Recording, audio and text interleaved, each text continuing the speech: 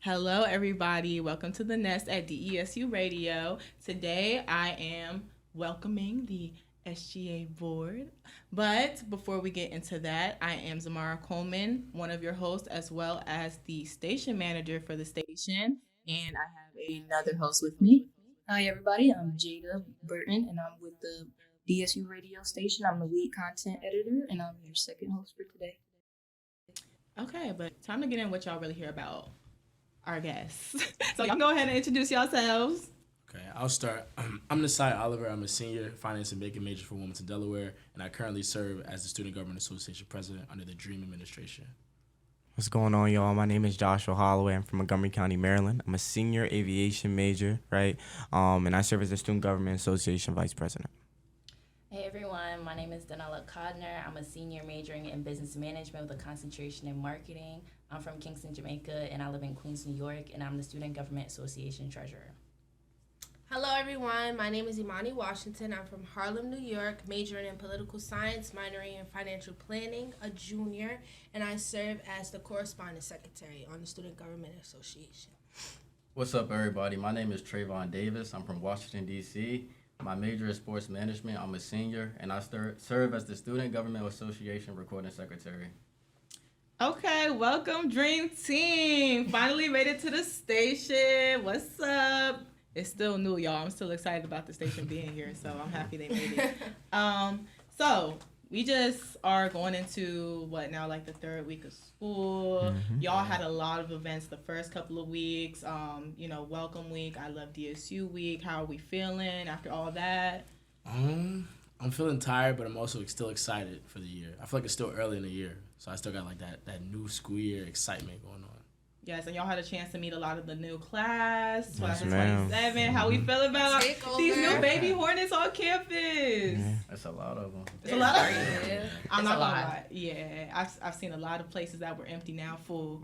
Yes, ma'am. Lord bless them. We over here to kind of still keep that communication open with these baby Hornets because it's been their first 2 weeks and they may feel like they know everything and they grown and stuff like that. But there's a lot of things that are still that you learn as you matriculate through college and, even just being here at HBCU at Delaware State that is only specific to this school. And we wanted to give that opportunity for y'all to kind of give y'all opinions since you are, at the Student Government Association. That's a pretty big title. If anybody's interested in student leadership, you will know.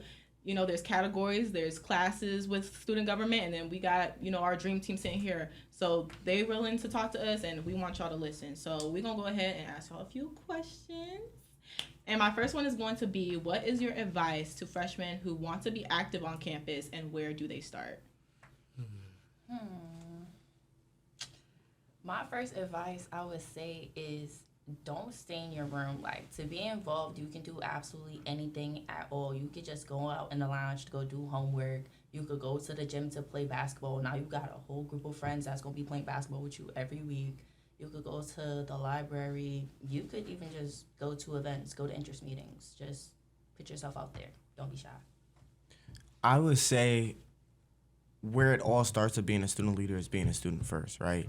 It starts in the classroom. It starts in the grades. It starts just being on top of your game as a student.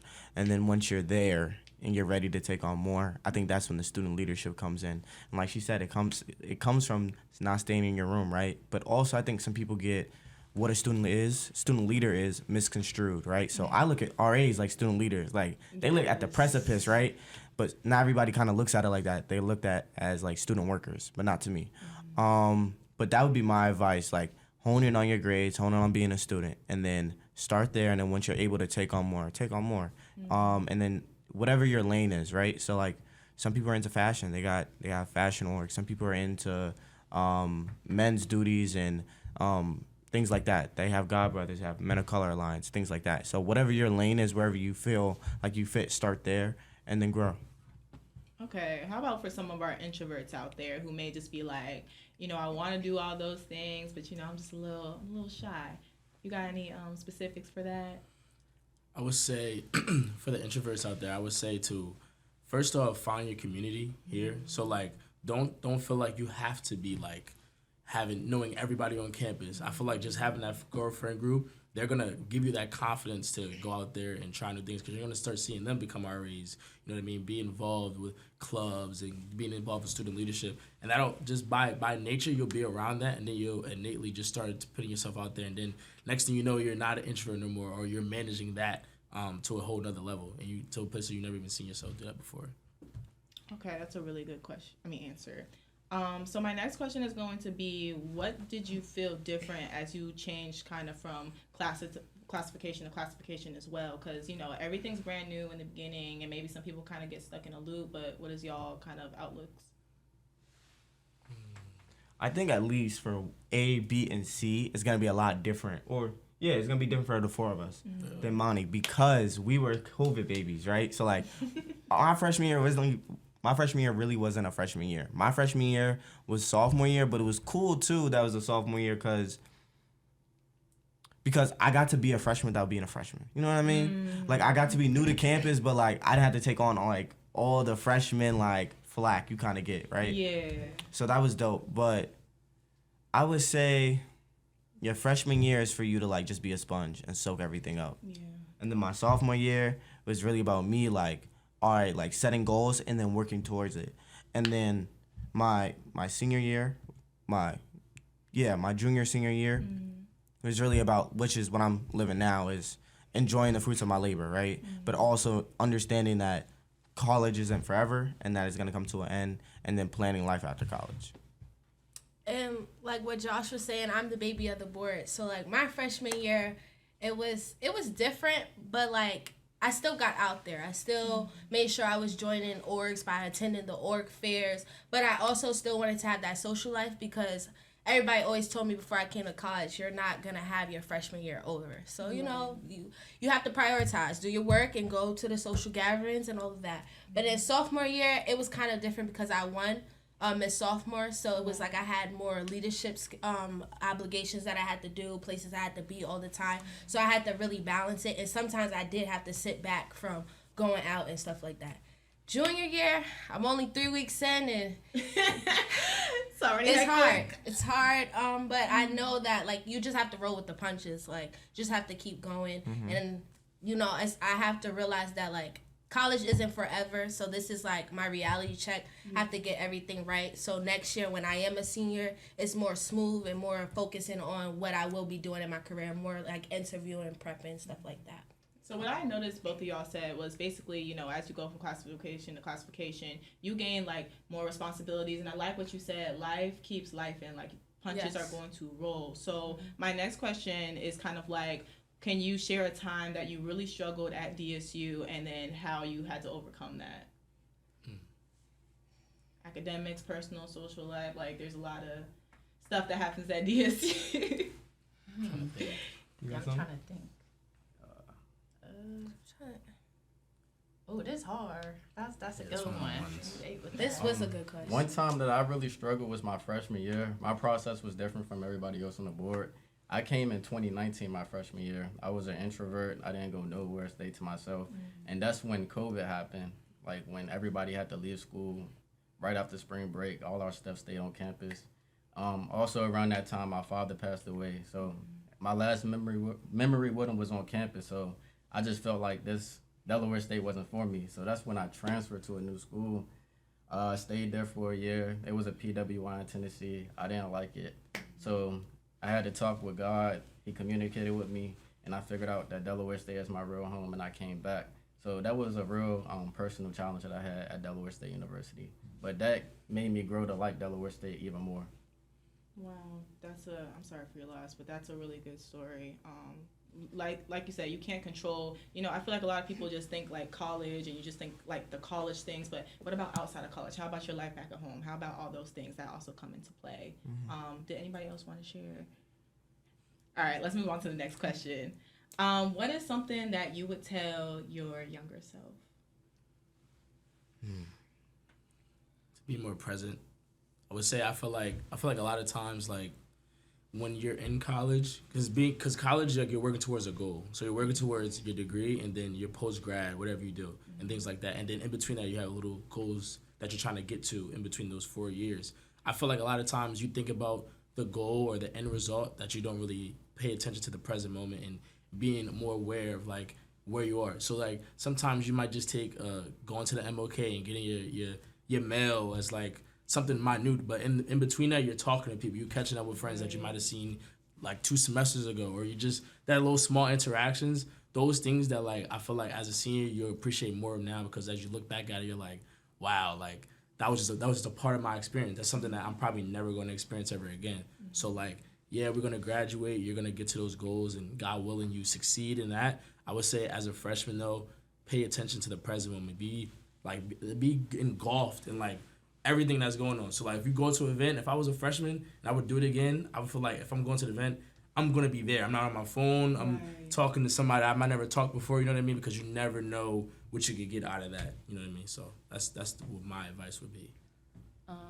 Advice that I would give my younger self was to try to be more involved or try to get more into internships as early as possible, because I really waited until like the end of my sophomore or like the beginning of my junior year to be looking for internships and different opportunities, ambassador programs, when that's something I could have been doing from my freshman year. And it's kind of like now I've only been doing it for maybe like a year, and it's like I kind of want to do it more, but I wish I had started earlier, because there's good opportunities out there.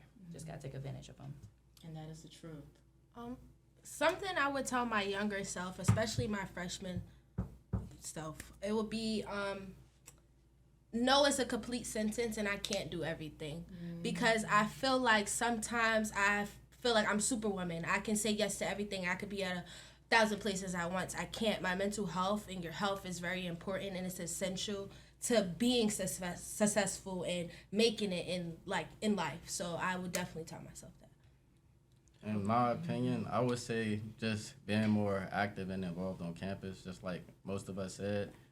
My freshman year, I wasn't involved in anything, like I said. I didn't join my first organization till like my junior year in college, but I feel like if I did that my freshman year, it would have opened me up to more career opportunities and everything, and more friendships, and that's basically it.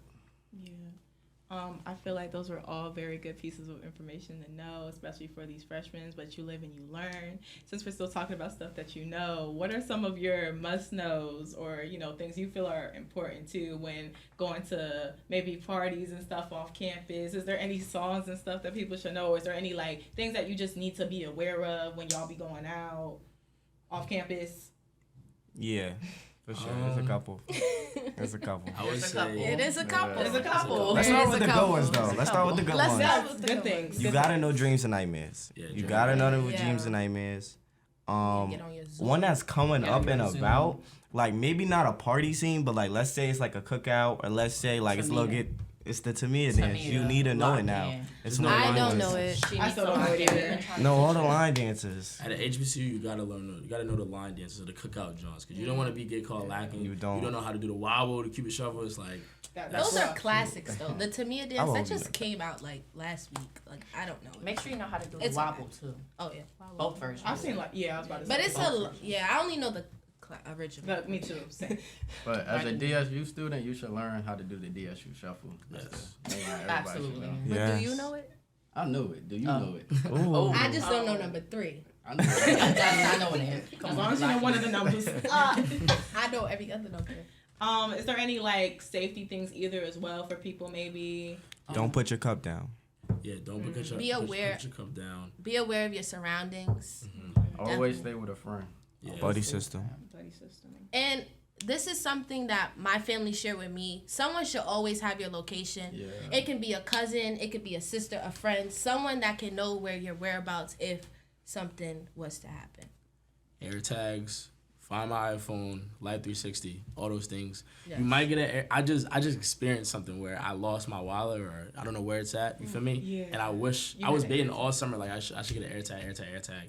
And now I'm regretting it. So I would say get that AirTag, because you literally never know what may happen. You feel me? Somebody might just pick it up on accident, or somebody might take your stuff. You feel me? And you wouldn't be able to find where your belongings are. Mm-hmm. Yeah. One thing that I would say, and if we're being honest, we know you're not supposed to drink under 21, But people are gonna drink at some point. Know what your limit is. Don't go outside drinking, not know what your limit is, and now you can't even find your way back home. Your friends are not your babysitters. I mean, they should be caring about you, but don't have them doing that all the time, Know your right? limit. They're not gonna be your friends for long. So this is all like, just big pieces of being a part of an HBCU and, all the vibes, all the learning. So what if we had to really put it all together? What does it mean to truly attend an HBCU for you, and how do you know that you made the right decision coming here? What makes an HBCU is the culture. It's the family aspect. And when I go outside my room, or let's say I go into the Conrad and they got Rihanna, Umbrella playing, like that's why I'm like, I came to the right school. Like, yeah, I'm where I need to be. Or I go into we just came from the MOK. They just had Lauryn Hill on, but then they know how to switch it up. They had some Sexy Red. Like that's how I know I went to the right school. Like that's my culture. That's where I come from, right? And then at the same time, it's a family aspect. Like even our boy, right? Like we may not always agree, but at the end of the day, we know we can hold each other accountable and be a family to one another. So that's what it is for me. Just to piggyback off what he said, it's also like alongside throughout the entire campus. Like if I was to go to Conrad, y'all know Miss Pat and Conrad. Mm-hmm. Love Miss Pat. Just the relationships in like different departments throughout campus is great. Like you meet very great people that want you to do amazing in life. So having that support as well, I feel like is a part of the HBCU culture. And just to add, for me, it's like waking up and going to sleep and seeing Black excellence. That means a lot to me, especially coming from New York. And like you see like things on the news and things on Instagram, and you don't see them highlighting the Black excellence. So actually being around that is like empowering. It makes you want to go even more. Mm-hmm. I knew I made the right decision when I left. So Come back home. I seen the difference. I seen the difference between the PWI and the HBCU, and I was like, damn, the HBCU is really for me. So I tried everything I could do to come back, and now I'm back, and I love it here. I feel like for me, I always wanted to go. I went to a all boys Catholic school. You feel me? Ooh. So like that was like my PWI experience, and that was it. You feel me? And I literally only applied to HBCUs except for UD because we had to. But like I think the time that I really knew that like the HBCU was like this was like the best decision was my first homecoming.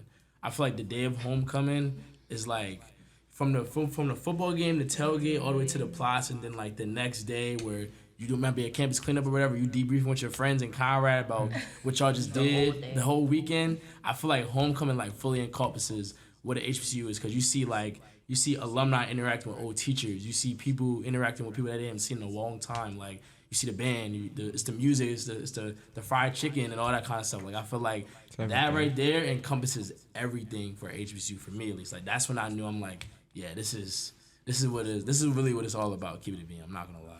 Yes, I definitely feel like when you come onto a campus, the music, the culture, the food, all of that all encompasses as what it is to be an HBCU. And since we are talking about HBCUs, I think we need to test our knowledge on HBCUs. So I'm going to let Jada handle this little trivia game, y'all. This y'all SGA. We're going to see if they really know about HBCUs. Yes. What's up? Okay, I'm kind of scared. Go into some HBCU trivia.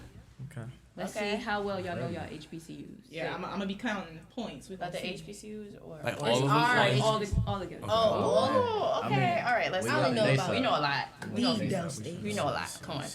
We got this. Who has a higher count at HBCUs, women or men? Women. Ding, ding, ding. Yeah. You? All right, 1 point. Who was the first HBCU? Wait. You gotta be specific. You gotta be specific. Yeah, you hold gotta on, be specific. Why we gotta be specific? We've been talking Because we about know this. options. We know How about the you two tell me? options. Can we two tell you options. both options? Why do we have two options? Can you tell me why? We're going to explain. Yeah, We're gonna okay. explain. Come on. Which one do you want me to say? Okay, Go. so the two options is Lincoln and Cheney. Who wants to explain why? Lincoln was the first HBCU to get their accreditation Yeah. and give out degrees. Cheney Cheney was the first Black HBCU. institution. Yeah, the institution to like have people there. Yeah. That was beautiful because it was right. Man, you might as well have given me the years. And that's that- when the FBA. Y'all know Yeah, the details that's and what everything. Yeah, I was like, Shout out to NASAP. We was learning. shout We out was to them. learning. Okay, in the show Living Single, all of these HBCU merch was worn except. I ain't never watched this show. Oh my god. Never seen Living Single? Wait, so you have a list of them? yeah, we're gonna give you Okay, options. alright. The options are Howard, Morgan, Hampton, or Clark, Atlanta. And what? Could you repeat the question? In Living Single, all of these HBCUs merch was worn except. Can I call my mom? She knows it. I know she knows You don't it. got time for that. I would say, I think it's Clark or Morgan. I think you it's can't leave Morgan. Hampton or Howard out. I'm trying to think. And if they did, maybe it was made by an Say the alum. options one You more know, they time. got the little beef. Howard, Okay. Morgan, Hampton, and Clark, Atlanta. I feel like Okay, it's so one I of them. think they had Howard. I think they had Hampton. Clark. I believe they had Clark. I'm trying to go by years of the schools to see if it correlates. I feel like it might be Morgan. I mean, 3 out of 4 of those schools in the DMV. So if they Hampton, they definitely had to have. Hampton, No, So- no, 2 of the schools in DMV. yeah, too. Hampton is in Virginia. I know they had So, Howard. what we They going had with? Howard. I guess. I'm Yeah, they had to jacking- have What you jacking? I'm dragging Morgan. I'm checking Morgan. Do we have a final answer? I have my I'd say second. Morgan I and have my Clark. second Yes. answer, but I'm gonna go with Morgan. I'm gonna go Okay. with Morgan. We go What's your final answer? Morgan. Morgan. I think Clark. It was Morgan. All right. Okay. What was the previous DSU slogan? SGA. Wait. Wait, it's something serve. Yeah. Oh, Go forth. go forth and serve. No. No, I think no, it's like we gotta come. wait, It's like come to learn, go for the service, something like that. Yeah. Yeah, I don't Go know it. forth No, and it's, I serve. believe It's- I just know that. Yeah. Wait, you talking about the old one or the new one? Wait, what did you say? The old one. Come. It's like come. It's not come to learn. It's like something like come to learn, go for the service. Something like Come that. to learn, go forth and serve. No. I think they When I changed asked it if that was the from. slogan, they said that wasn't the See slogan. that wasn't the slogan. What I No, said? no. what what you I said, thought. I believe what you said was a slogan. We locking in with it? To Come to learn, come forth to serve. Yeah. Enter. I think it's enter to learn. I think it's enter. enter to learn, come forth to serve. Yeah. to We serve. locking on Something that like, one. along the lines of Well, that. what's the final answer? Enter to don't learn, think come forth to serve. Don't tell. From our research findings, we have Make Your Mark on the World. Oh my. Yeah. Oh, That's so bad. Yeah. That was. They- I I've think that heard- was I've seen before them. that one. I've seen it. The but one like, before. Was it something like that? What I said? Is that mine's like an old one? Yeah. Like, I feel like yours Yeah. was like Okay. the year before. The year before. Yeah. It's okay. It all matters. Literally. You got it. All right. Next question. Okay. Which HBCU had so many rattlesnakes on its campus it became the school's mascot? Man, you. I just thought it was a fun fact. I didn't know that. Yeah. Yeah. Damn you. Okay. Who got expelled from their HBCU? I'll give you some options. I know. Oh, I think I think I know I this. think I know. You don't need the Wait, options. wait, do the options. Never. first. Say the options. I need an extra point. Okay. Samuel Jackson, Dr. Heavenly, Jerry Rice, or 2 Chainz? I know what it is. I don't know. It's Samuel Jackson. I was thinking of something. Yeah. Because it was like more. Was it more? I'm not gonna say the school. It was. Let's Samuel go Jackson. ahead, because You know who it is? He said it. Okay. What was But that I the wasn't answer? thinking Oh. of somebody. What's your final answer? Samuel Samuel. It's Samuel L. Jackson. Was it Morehouse? Yeah, Morehouse. Oh, all right. Yeah. I was gonna say I think he. Okay, press. Congratulations, y'all, and thank you again for getting to talk with us and us Yes. getting to know more about y'all. I hope everybody enjoyed and tuned in on DESU Radio. Yeah, go ahead and follow us. Go ahead and, if you don't already follow Dell State SGA. But yeah, thank y'all everyone for being here. Thank you for Always having good for us. having us, man. Always a good time. Bye. Bye.